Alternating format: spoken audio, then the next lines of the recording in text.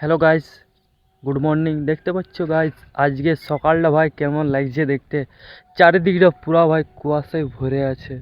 তোমাদেরকে আমি দেখা দিচ্ছি, চারিদিকটা ভাই পুরা কুয়াশ পড়ছে এখনো ভাই। এখন মোটামুটি বাজছে ভাই 7:30, তা এখন ভাই সূর্য ওঠে না। দেখতে পাচ্ছ পুরা চারিদিকটা এখন কেমন হয়ে আছে, পুরা কুয়াশায় ভরে আছে দেখতে পাচ্ছ।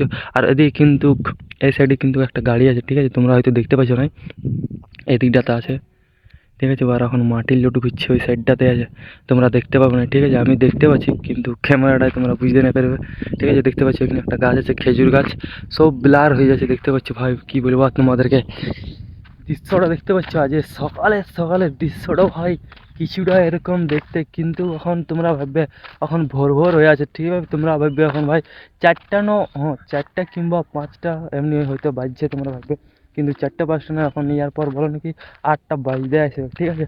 তাও কিন্তু এই মৌসুমটা তোমরা দেখতে পাচ্ছ ভাই, আজ পুরা মেঘলা তো হয়ে গেছে, আর পুরা একদম কিন্তু কুয়াশ পড়ছে।